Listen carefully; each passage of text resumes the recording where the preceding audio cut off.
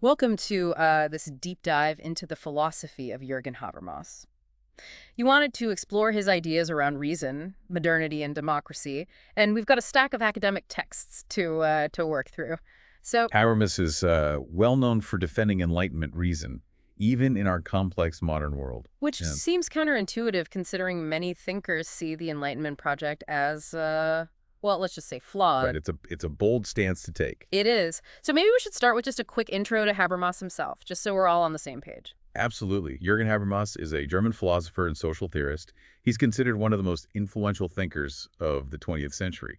To really grasp his ideas, I think it's helpful to understand his relationship to the Frankfurt School, Okay. a group of thinkers who are deeply critical of Enlightenment reason. Ah, yes. The Frankfurt School. I remember reading about them in college. They were around during like the rise of fascism and witnessed the horrors of World War II, right? Yeah, exactly. So that must have shaped their perspective. It absolutely did. Thinkers like Max Horkheimer and Theodor Adorno Mm-hmm.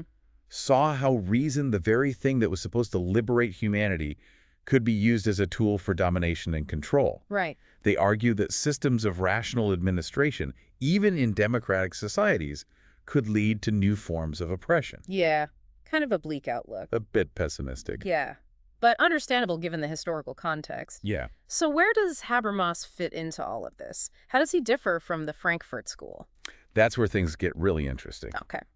So while Habermas was influenced by the Frankfurt School, he ultimately breaks with them on this very crucial point. Okay.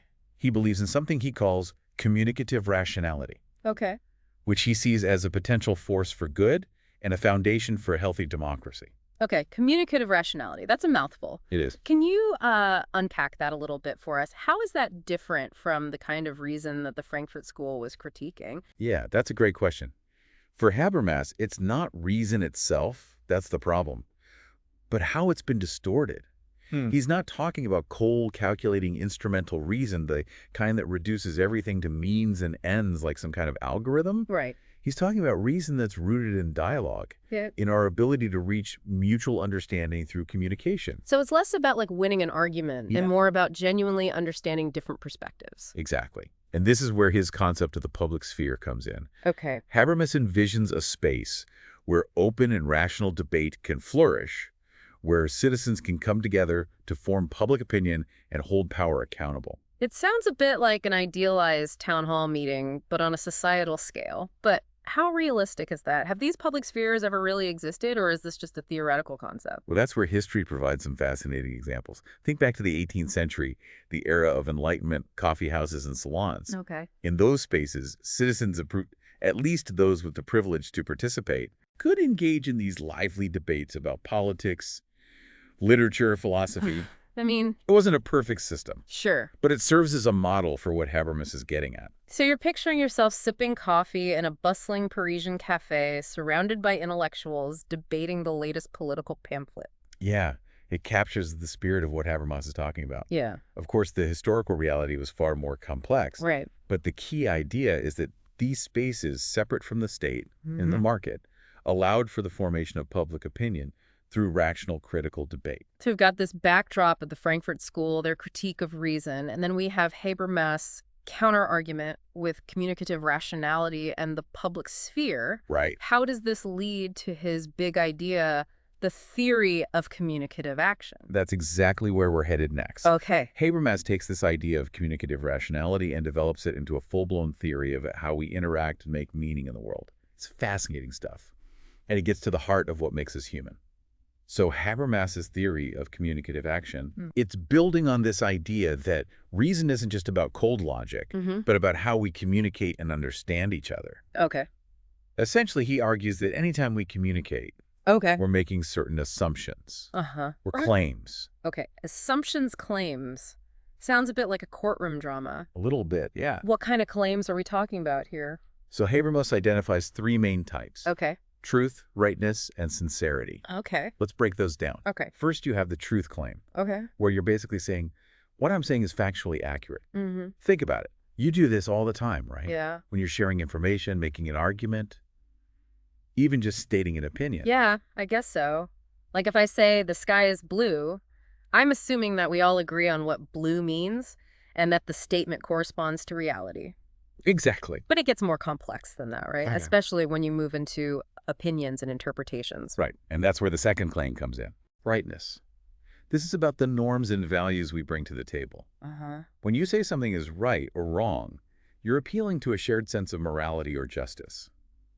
Think about debates about social issues, politics, even personal ethics. So it's less about objective truth and more about whether something aligns with our values. Like if I say lying is wrong, I'm not just stating a fact, I'm making a moral judgment Right. based on a shared understanding of right and wrong. That's a great way to put it. Yeah. And finally, you have the sincerity claim. This one is all about intentions and authenticity. Are you speaking genuinely? Do you believe what you're saying? Are you being truthful in the sense of expressing your true thoughts and feelings? Sincerity. That seems a bit more subjective. How can you really know if someone is being sincere? Isn't it possible to fake it? That's the tricky part for sure. Yeah. But Habermas argues that sincerity, while not always verifiable, is still crucial for genuine communication. Right. Think about it. If you constantly suspect that someone is being insincere, it undermines the whole possibility of dialogue and understanding. That makes sense. It's like the foundation of trust that allows communication to even happen. Yeah. So how do these three claims, truth, rightness, and sincerity, tie back to Habermas's idea of the public sphere? Well, here's where it gets really interesting. Okay. Habermas argues that a healthy public sphere, a space where true democratic deliberation can take place, Yeah. depends on people not only making these claims, Okay. but being willing to have them challenged. Oh, I see. So it's not just about stating your opinion. It's about being open to having it questioned, debated, maybe even revised? Precisely. Yeah. And that's where reason comes in. Okay. It's through the process of giving and asking for reasons, for justifying our truth claims, for explaining our moral judgments, for demonstrating our sincerity, that we move towards shared understanding. Okay, this is starting to click. It's like those validity claims are the fuel that keeps the engine of rational discourse running. Right. But I have to push back a bit here. Isn't this all a bit too idealistic? I mean, let's be real. People aren't always rational. We're driven by emotions, biases, self-interest. How does Habermas account for all that messy human stuff? He doesn't deny the messiness. Okay. He acknowledges that we don't always live up to the ideal of communicative rationality. Okay. But he sees this potential for reason as inherent in language itself. It's something we do every day, even if we don't always do it perfectly. So it's like we have this capacity for reasoned communication built into us, but we have to actively cultivate it and create the spaces where it can flourish. Exactly. And that's where the public sphere comes in. Okay. It's not just a physical space like a coffee house or a town hall. It's also a set of norms and practices that allow for this kind of reasoned discourse to take place. Think about things like freedom of speech, respect for different viewpoints, the willingness to listen and engage with good faith. This is all starting to make a lot of sense, but I know Habermas has faced some pretty tough critiques of these ideas. He has, yeah. Thinkers like Adorno and Lyotard, who we mentioned earlier, have raised some serious questions about his whole project. They certainly have. And their critiques get to the heart of some of the most challenging questions about reason, truth, and the limits of communication. Are you ready to wrestle with some philosophical heavy hitters? Bring it on. That's what deep dives are all about, right? All right, so we've got Habermas trying to salvage reason and give us this framework for democratic communication. Yeah. But you mentioned some thinkers who aren't totally convinced. Yeah. Let's start with Adorno. What are his main critiques of Habermas's theory? Well, Adorno, being a member of the Frankfurt School, Right. is naturally skeptical of any grand theory that tries to neatly systematize human communication. Okay. He's concerned that Habermas's focus on consensus and rationality overlooks the messy, unpredictable aspects of reality, what he calls the non-identical. Non-identical. That's a pretty abstract term. Can you give us a concrete example of what Adorno means? Sure. How does this non-identical challenge Habermas's theory? Think of it this way. Imagine you're trying to describe a powerful emotional experience like grief or falling in love. Okay. Words can only capture so much. There's always something that escapes language, something that resists being neatly categorized or explained. Yeah. That's the non-identical, those aspects of experience that defy rationalization. Okay. I'm starting to see what you mean. It's like trying to fit a square peg into a round hole. Right. You can force it, but you're going to lose something in the process. Exactly. So how does this apply to Habermas's theory of communicative action?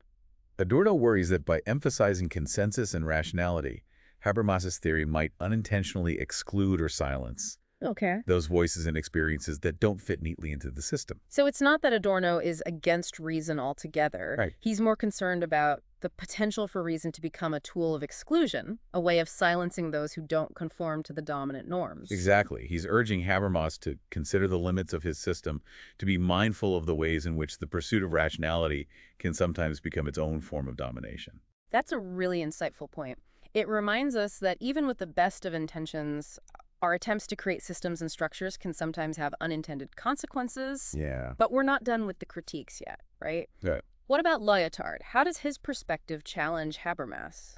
Lyotard comes at it from a completely different angle. Okay. He's a postmodern thinker, Mm-hmm. so he's skeptical of any grand narratives that try to explain everything with one overarching theory. Okay.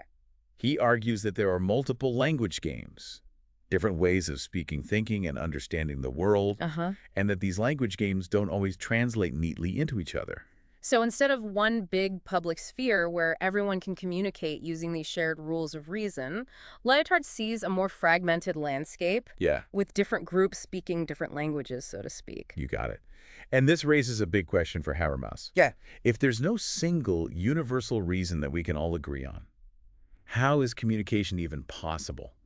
How can we have a public sphere where meaningful dialogue can take place? That's a tough one.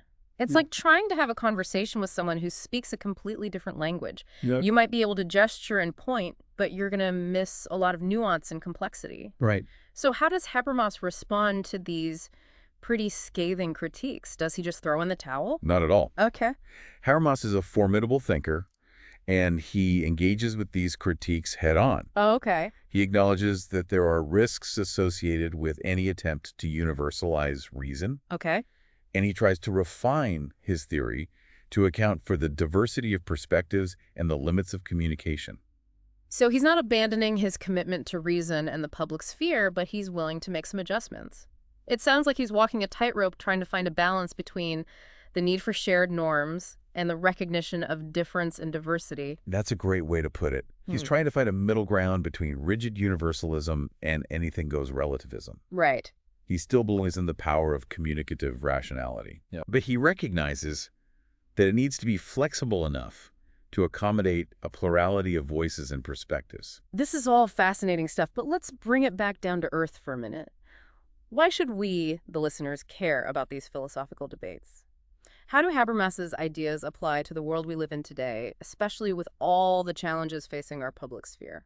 That's the crucial question, isn't it? Yeah. And it's where Habermas's ideas become incredibly relevant. Think about the world we live in. Yeah. A world of rampant misinformation, political polarization, echo chambers, declining trust in institutions.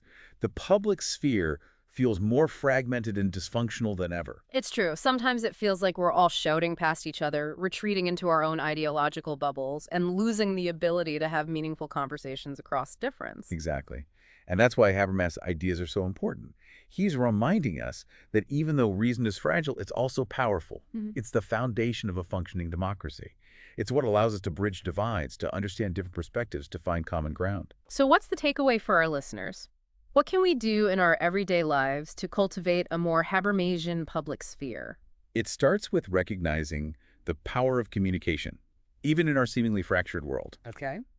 It means being willing to step outside of our comfort zones, to engage with people who hold different views, to listen with an open mind, and to make a genuine effort to understand where they're coming from.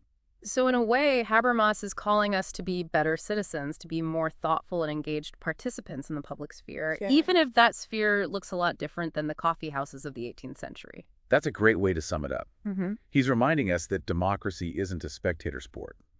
It requires us to be active and engaged participants in the ongoing project of building a more just and equitable society. And that project starts with communication, with the willingness to listen, to learn, and to engage in reasoned debate. Well said. That's a powerful message to end on. We've covered a lot of ground in this deep dive into Habermas's philosophy. We've explored his ideas about reason, the public sphere, and the challenges of communication in the modern world. But as always, we've only scratched the surface. There's so much more to explore here. Absolutely. And we encourage you to continue the conversation, to delve deeper into these ideas, and to consider how they apply to your own life and your own engagement with the world. Because ultimately, the fate of reason, the fate of democracy, rests in our hands. Thanks for joining us on this deep dive. Until next time, keep those conversations going, keep those minds open, and keep questioning the world around you.